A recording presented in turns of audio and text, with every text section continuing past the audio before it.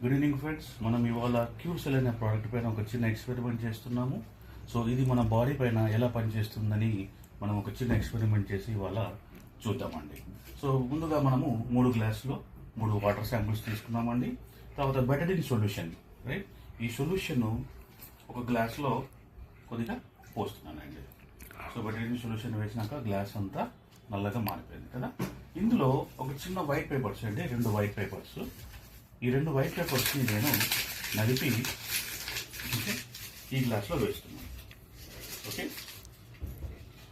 బాగా నానుతున్నాను, రైట్, కొద్దిసేపు బాగా నానుతున్నాను.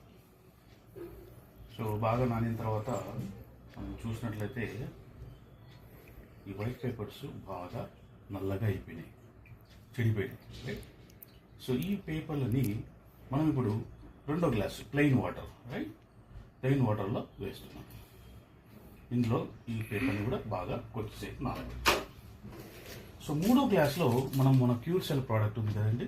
సో దీన్ని మనము ఈ శాటిలైట్ని మనం సిజర్తో నీట్గా కట్ చేసుకొని 3వ గ్లాసులో మనము ఈ పౌడర్ కాస్త వేస్తున్నాం అండి. రైట్,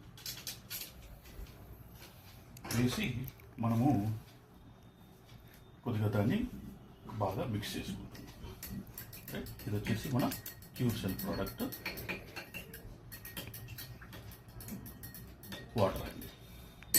ఇది వచ్చేసి ప్లెయిన్ వాటర్, రైట్. ఇప్పుడు ఈ పేపర్ని మనము బయటికి తీస్తున్నాం అండి. వైట్ పేపర్ కాస్త ఎలా నల్లగా తయారైంది చూశారు కదా. సో ఇప్పుడు ఇదే మన క్యూర్ సెల్ వాటర్లో, మనం క్యూర్ సెల్ వేసిన వాటర్లో కాసేపు పెడుతున్నానండి. ఓకే,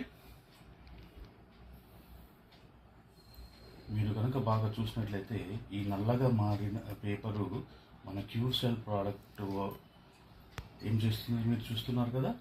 నల్లగా మారిన పేపర్ని వైట్గా తయారు చేస్తుంది. చూసారా మీరు, కలర్లో చాలా మార్పు వచ్చింది. అది నార్మల్ వాటర్లో వేస్తే నల్లగా ఉండింది.